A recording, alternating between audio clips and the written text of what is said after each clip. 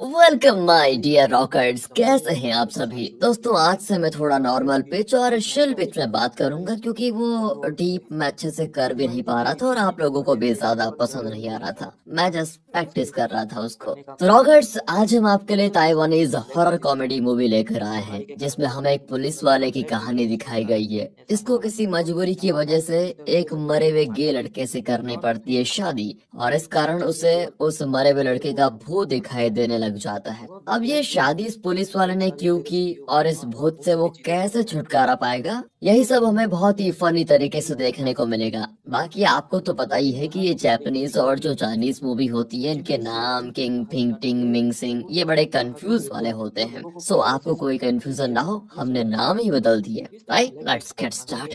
तो मूवी की शुरुआत में हमें एक बुजुर्ग महिला को देखते हैं जो किसी मरे हुए लड़के के नाखून और बाल वगैरह काट कर एक लाल लिफाफे में भर रही होती है। इसी के साथ ये सीन यहीं पर कट हो जाता है।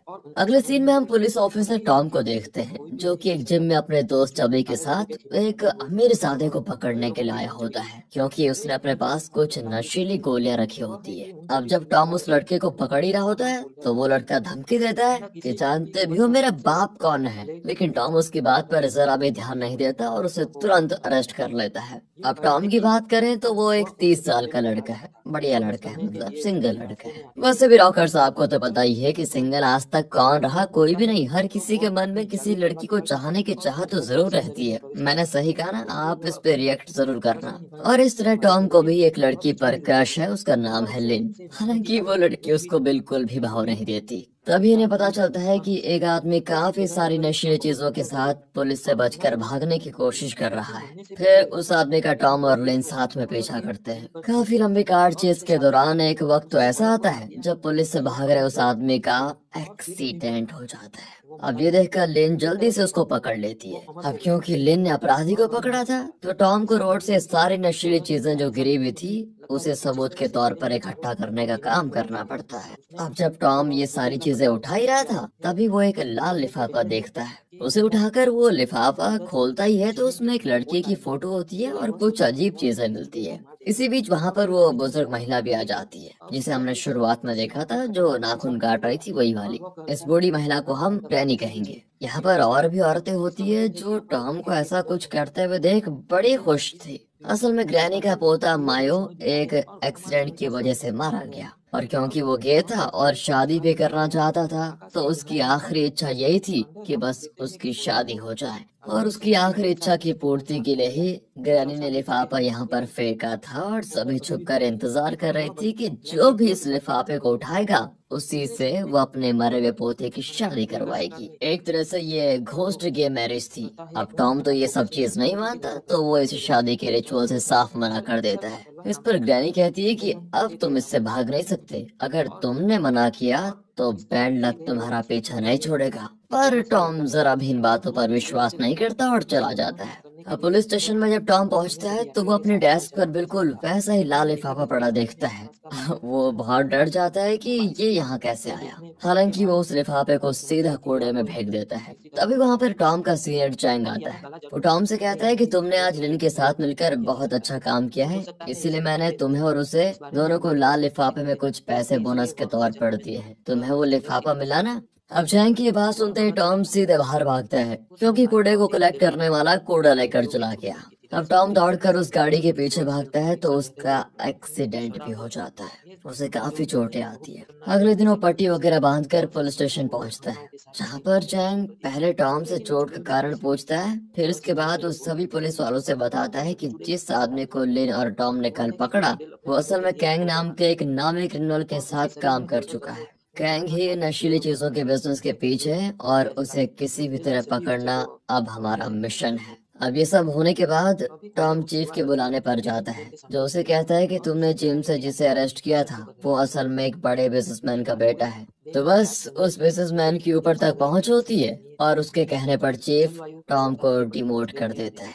यानी कि बेचारे टॉम की किस्मत में सब कुछ खराब चल रहा है। टॉम अगले दिन डिमोट होकर अपने काम पर जाता है जहाँ पूरा दिन काम करने के बाद टॉम अपनी गन से गोले निकाल कर रख देता है तो वो पूरी होती है। अब इन्हीं नियम के मुताबिक तो गन एक खाली जगह पर चलानी होती है, पर पता नहीं कैसे गन में गोली रह जाती है। और जब टॉम गन का ट्रिगर दबाता है तो गोली चलने के साथ वो कई बार टकराते हुए टॉम के पैर में ही लग जाती है। अब यहाँ टॉम समझ चुका होता है कि ये सब कुछ उसके साथ उस घोस्ट के साथ शादी न करने की वजह से ही हो रहा है। बस फिर क्या था, टॉम जाता है ग्रैनी के पास और कहता है मैं शादी करने को तैयार हूँ। फिर सारे रिचुअल्स वगैरह हो जाती है और टॉम की घोस्ट मैरिज हो जाती है। इस चीज से टॉम बिल्कुल खुश तो नहीं था, पर वो क्या करता।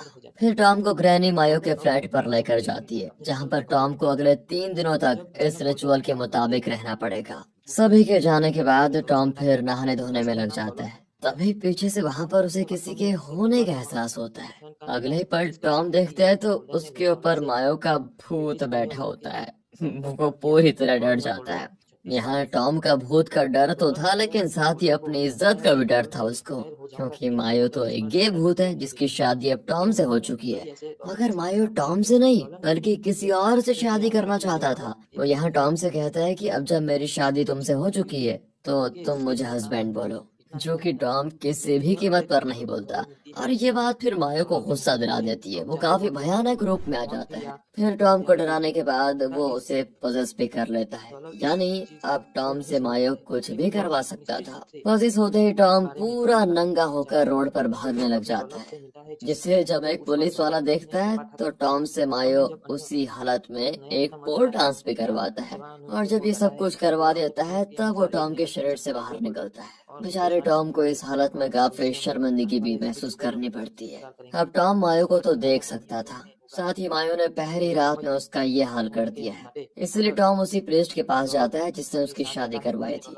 वो प्रेस्ट से बताता है कि मायो ने मुझे पजेस कर लिया है और वो मुझे दिखता भी है। फिर प्रेस्ट टॉम से कहता है कि अगर वो तुम्हें या किसी और को जब भी पजेस करेगा तो वो भी कमजोर हो जाएगा। अब ये सुनकर टॉम बड़ा खुश होता है, लेकिन उसे वहाँ कमजोर हालत में ही सही लेकिन मायो का भूत सामने जरूर दिखता है, जो कि प्रेस्ट को नहीं दिख रहा था। फिर वो टॉम से कहता है कि तुम पिछले जन्म में मायो के वफादार डॉग थे और इसी वजह से इस जन्म में तुम मायो से इस तरह मिले हो। अगर उसकी आत्मा तुम्हें दिख रही है तो जरूर उसकी कोई अधूरी इच्छा रह गई हो, जिसे अगर तुम पूरा कर दो तो शायद उसे मुक्ति मिल जाएगी। अब टॉम प्रिस्ट के बताए अनुसार मायो से अगरबत्ती जलाकर माफी मांगता है, जिससे मायो ठीक हो जाता है और वो वादा करता है कि मैं अब तुम्हें कभी पजेस नहीं करूंगा। टॉम फिर मायो से पूछता है कि तुम्हारी अधूरी इच्छा है क्या वैसे। अब इस पर मायो कहता है कि मेरी पहली इच्छा तो यह है कि तुम ग्लोबल वार्मिंग को कम करने में योगदान दो। तो बस फिर क्या था, मायो के कहने पर टॉम थोड़ा डोनेशन करता है, प्लास्टिक और कचरा साफ करता है। इसके बाद अगली विषय होती है कि टॉम मायो के डॉग को पाल ले। मायो देखता है कि उसका डॉग भी टॉम की तरह उसे देख सकता है। टॉम ये भी कर देता है। और तीसरी विषय होती है कि टॉम मायो की ग्रैनी से मिलने जाए और मायो के फोन में मौजूद वो अश्लील वीडियोस और फोटोज डिलीट कर दे। फिर टॉम मायो के कहने पर ग्रैनी से मिलने जाता है, जहाँ पर टॉम की मुलाकात एक बार फिर मायो के पिता से होती है, जिन्हें जब पता चलता है कि टॉम एक पुलिस वाला है तो वो उससे कहते हैं कि मैं उस शख्स को ढूंढ रहा हूँ जिसने उस रात में मायो का एक्सीडेंट किया था। पता नहीं किसने सीसीटीवी फुटेजेस को डिलीट करवा दिया है और पुलिस कुछ भी नहीं कर पाए। अब मायो के पिता से उसका फोन तो नहीं खुल रहा होता है क्योंकि उन्हें पासवर्ड नहीं पता। फिर फोन को देखने पर टॉम उनसे फोन ले लेता है और जल्द ही सारी फोटोज डिलीट कर देता है। मरने से पहले ये काम भी जरूरी हो गया है। ये काम होने के बाद फोन वापस लॉक करके टॉम मायो के पिता को थमा देता है। अगली विषय होती है कि मायो अपने बॉयफ्रेंड से ये कहना चाहता था कि वो अपनी जिंदगी में आगे बढ़े और मायो के लिए दुखी ना रहे कभी भी। यही कहने के लिए टॉम मायो के साथ अपने बॉयफ्रेंड एडम के अपार्टमेंट में जाता है, जहाँ दोनों देखते हैं कि एडम तो मस्त किसी और लड़के के साथ खुशी खुशी रह रहा है और ये चीज सच में मायो को दुखी कर देती है। टॉम भी एडम से बिना कुछ बोले मायो के पीछे ही चला जाता है। दरअसल हुआ ये था कि मायो एडम से प्यार करता था और उससे शादी करना चाहता था। जिस बात को जब उसने अपने पिता से बताया तो वो गुस्सा हो गए और मायो को घर से बाहर निकाल दिया। उसने उस रात पहले कई बार एडम को फोन किया। फिर जब एडम ने फोन नहीं उठाया तो मायो ने एक एजी स्टोरी बनाकर डालने की सोची, लेकिन इस दौरान एक गाड़ी से उसका एक्सीडेंट हो गया और मायो मर गया। इस बात का दुख मायो के पिता को आज तक है। जो कि टॉम को यहाँ दिख भी जाता है, जो कि मायो को एक्सीडेंट के बहुत सारे डॉक्यूमेंट, सबूत और मायो के फोन को टॉम को दे देते हैं, ताकि अगर हो सके तो टॉम मायो के कातिल को ढूंढकर उसे सजा दिलवा सके। ये सारी चीजें टॉम लेकर सीधे मायो के घर चला जाता है। सबसे पहले वो मायो के फोन में उस आईजी स्टोरी की वीडियो को देखता है, जिसमें कातिल का चेहरा साफ नहीं होता, न ही गाड़ी का नंबर, पर सामने की तरफ दो और गाड़ियां खड़ी होती है, जिनके डैश कैम में कातिल का चेहरा जरूर आया होगा। अब उन दो गाड़ियों में से एक गाड़ी तो उस अपराधी की थी जिसे टॉम ने लिन के साथ मिलकर पकड़ा था। फिर जेल में टॉम उससे मिलने जाता है तो पता चलता है कि वह अपराधी पुलिस की पूछताछ के दौरान तो मारा गया। तो अब टॉम दूसरी गाड़ी को ट्रेस करता है। उस गाड़ी के मालिक का पीछा करते हुए टॉम मायो के साथ एक गे क्लब पहुंचता है। वो गाड़ी वाला आदमी उसी गे क्लब के अंदर गया था। वहाँ टॉम भी एकदम गे बनकर जाता है, मगर जब वो उस आदमी के करीब जाने की कोशिश करता है तो वो टॉम को बुरी तरह मार कर चला जाता है। यानी टॉम ने उसको गलत समझा, वो स्ट्रेट था। तुम समझ गए ना। टॉम बेचारा मार खाकर मायो के साथ बाहर आता है। तभी कार के बाहर वो देखता है कि वहाँ लिन खड़ी हुई है। वो कार के अंदर आकर मायो के ऊपर बैठ जाती है, जो बात मायो को बिल्कुल पसंद नहीं आती। यहाँ असल में बात ये थी कि टॉम जिस आदमी का पीछा कर रहा था वो गैंग का खास आदमी था और लिन भी उसी के पीछे लगी हुई थी, ताकि वो गैंग के असली अड्डे का पता लगा पाए और उसे रंगे हाथ पकड़ ले। अब लिन को ये जानना होता है कि आखिर टॉम का तो डिमोशन हो गया, तो फिर वो इस केस में इतनी दिलचस्पी क्यों दिखा रहा है। लेकिन उसे क्या पता टॉम दूसरे केस के सिलसिले में इसका पीछा कर रहा है। तो टॉम उसको समझाता है कि नहीं, मेरा इरादा इसको पकड़ने का कुछ और है। एक्चुअली मेरे एक दोस्त को किसी गाड़ी ने ठोक दिया था और उसी की फुटेज इस आदमी के गाड़ी के डैश कैम में रिकॉर्ड हुई है, इसलिए मैं इसका पीछा कर रहा हूँ। वो साथ ही लिन को ये भी कहता है कि गैंग के आदमियों में मेरा एक खबरें भी मौजूद है। ये दोनों बात कर ही रहे होते हैं, तभी वो आदमी निकलता है जिसका ये दोनों पीछा करते हुए पहुंच जाते हैं गैंग के अड्डे पर। अब यहाँ गैंग के अड्डे में बिना पुलिस फोर्स के जाना तो बेवकूफी थी, तो दोनों सीधा चैंग के पास आकर सब कुछ बता देते हैं। चैंग उससे कहता है कि अगर हमने गैंग को पकड़ लिया तो तुम हमारे डिपार्टमेंट में प्रमोट होकर वापस आ जाओगे। चलो फिर जल्दी उसको पकड़ लेते हैं। अब ये सभी फोर्स के साथ गैंग के अड्डे पर पहुंचते हैं, जहाँ पर जब ये लोग अंदर घुसते हैं तो वहाँ कुछ भी नहीं होता, बल्कि गैंग आराम से डांस कर रहा होता है। अब सबूत नहीं थे तो गैंग को अरेस्ट भी नहीं कर पाते। वो उल्टा पुलिस की खिल्ली उड़ाते हुए आराम से चला जाता है। लूसी और मायो की मदद से टॉम को उस गाड़ी का डैश कैम मिल जाता है, जिससे ये पता चल जाता है कि मायो को मारने वाला आखिर कौन है। अब कैम की फुटेज देखने पर टॉम और मायो को पता चलता है कि उसका एक्सीडेंट करने वाला कोई और नहीं बल्कि गैंग ही है। अब इस सबूत को खुद पुलिस में ले जाने की बजाय लिन के प्यार में पागल होकर टॉम लिन को दे देता है, ताकि वो इसके जरिए गैंग को हिट एंड रन केस में अरेस्ट करवाकर टॉर्चर कर सके और इस तरह गैंग खुद ही अपने काले धंधे के बारे में बता देगा। अब उसी वक्त पुलिस को एक टिप मिली होती है, तो चैंग बाकी पुलिस वालों के साथ टॉम को चलने के लिए कहता है। हालांकि रास्ते में वो टॉम से पूछता भी है कि मुझे लिन ने बताया कि गैंग की गैंग में तुम्हारा एक खबरी है, बताओ कौन है वो। टॉम कहता है कि सर उसके बारे में गैंग को पता चल गया है और आज गैंग ने उसको मार भी डाला। अब ये सभी जब गैंग के ठिकाने पर पहुंचते हैं तो वहाँ से भी वो जा चुका था और ये बिल्कुल साफ था कि खबरी वाली बात के बारे में टॉम ने झूठ बोला था। और साथ ही अब इन्हें शक होता है कि हर बार की रेड्स में ये गैंग बच कैसे जाता है, कहीं कोई पुलिस में रहकर उसे खबर तो नहीं दे रहा। और चैंग को लगता है कि वो कोई और नहीं बल्कि टॉम ही है जो उसको खबर दे रहा है और हमें यहाँ पर बेवकूफ बना रहा है। वो टॉम से कहता है कि अब तुम तब तक सस्पेंड रहोगे जब तक उस खबरी का नाम नहीं तुम बता देते। अब सस्पेंड होने पर टॉम काफी ज्यादा गुस्सा हो जाता है। वो अपना गुस्सा उतारने के लिए सीधा एडम के पास पहुंचता है, जबकि मायो उसको रोक रहा था।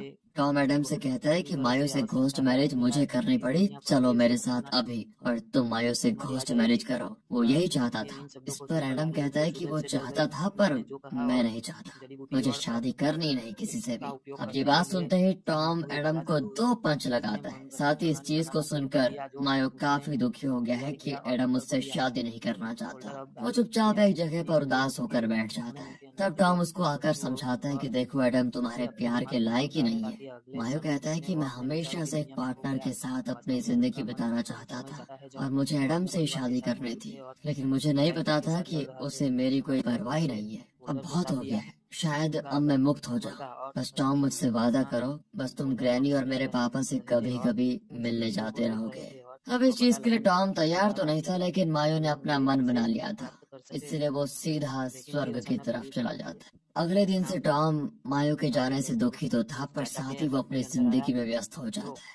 पर तभी उसे घर में किसी के होने का एहसास होता है और वो देखता है कि मायो फिर से आ चुका है। अब टॉम के पूछने पर मायो बताता है कि मैं स्वर्ग के गेट तक पहुंचा, उन्होंने मुझे अंदर ही नहीं लिया। उन्होंने कहा कि अभी तुम्हारी मुक्ति का वक्त ही नहीं आया, जब तुम मुक्त हो जाओगे तो अपने आप यहाँ पर बुला लिया जाएगा तुम्हें, इसलिए मैं वापस आ गया। पर कल रात मैंने कैप्टन चैंग को बात करते हुए सुना कि आज कैंग एक जगह आने वाला है, और उनकी बातों से ये साफ हो गया था कि वही गद्दार है और वही कैंग से मिले हुए हैं। शायद यही कारण था कि उन्होंने कैंग की गैंग में तुम्हारे खबरी के बारे में तुमसे पूछा था, इसीलिए उन्होंने तुम्हें सस्पेंड किया। अब टॉम मायो के साथ निकलता है, साथ ही वो चौबी को कॉल करके पुलिस फोर्स भी बुलवा लेता है। जब टॉम पहुंचता है तो वहाँ पर गोलीबारी हो रही होती है। कैंग का पीछा करते हुए चैंग और टॉम अंदर जाते हैं, जिनके साथ मायो भी होता है। यहाँ टॉम चैंग के सर पर गन रख देता है और कहता है कि बहुत हो गया, रिवील कर दो जो भी तुमने किया है। पर चैंग कहता है तुम गलत समझ रहे हो, मैं उस वक्त लिन से बात कर रहा था। कैंग के यहाँ होने की इन्फॉर्मेशन उसने मुझे दी थी। इसी बीच इनके सामने कैंग आ जाता है और अचानक ही लिन आकर टॉम और चैंग को मारने के साथ उनकी गन भी छीन लेती है। फिर वो उन दोनों के हाथों में हथकड़ी से लॉक भी कर देती है। यानी कि वो ही असली गद्दार थी जो कैंग का शुरुआत से साथ दे रही थी। उसने मायो के मौत की सीसीटीवी को भी डिलीट कर दिया था और लिंक का मकसद भी ये था कि वो कैंग के खजाने तक पहुंचकर उसे लूट पाए। असल में हुआ ये था कि कैंग ने लिन की मां को नशीली दवा देकर उसे मार दिया और उसके सारे पैसे लेकर भाग गया था। लिन का ये प्लान था कि सही समय आने पर जब कैंग देश छोड़कर अपनी सारी दौलत लेकर भाग रहा होगा, तब मौका देखकर लिन उसको धोखा देगी और पैसे लेकर चली जाएगी। बाकी कैंग को पुलिस तो नशीली चीजों की स्मगलिंग और मायो के हिट एंड रन केस में पकड़ लेगी। बस फिर क्या था, लिन यही करती है और कैंग के दोनों हाथ में चाकू मार कर चली जाती है। साथ ही टॉम के लिए कुछ दूर पर चाबी भी छोड़ गई थी। अब उसका ये रूप देखकर टॉम और मायो दोनों हैरान हो जाते हैं, लेकिन तभी वहाँ पर कैंग के आदमी आकर उसे आजाद कर देते हैं और कैंग टॉम के साथ चैंग को शूट करने वाला होता है। तभी कैंग को मायो पजेस कर लेता है। वो कैंग के जरिए टॉम और चैंग को आजाद करता है और साथ ही अपने कुछ आदमियों को भी मार देता है।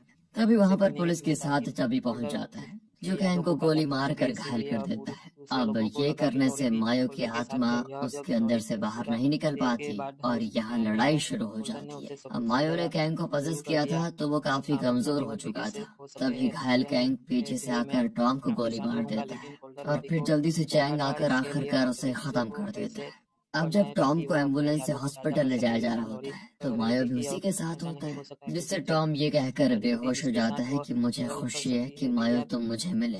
यहाँ उसकी हालत और बिगड़ने लग जाती है। ट्रैफिक जैम की वजह से एम्बुलेंस फंस जाती है तो मायो जल्दी से वहाँ सभी गाड़ियों के ड्राइवर्स को पजेस करके उनकी गाड़ियों को साइड लगाता है। इससे होता ही है कि एम्बुलेंस को जाने का रास्ता मिल जाता है। अब अगली सुबह टॉम को होश आता है, जहाँ पर मायो भी था और उसकी हालत काफी ज्यादा खराब थी। अब टॉम ने मायो के कातिल को सजा तो दिलवा दी होती है और टॉम से मिलने के लिए मायो के पिता आते हैं, जिनसे टॉम कहता है कि मायो इस वक्त यहीं पर है, अगर आप उससे कुछ कहना चाहते हैं तो कह सकते हैं। मायो के पिता कहते हैं कि मुझे उसके गे होने से कोई दिक्कत नहीं थी, बस दिक्कत उस एडम से थी। वो उस वक्त मायो के अलावा किसी और के साथ भी रिलेशन में था, इसीलिए मैंने उसे एडम से शादी करने को मना किया। मुझे क्या पता था कि फिर कभी मैं मायो को देख नहीं पाऊंगा।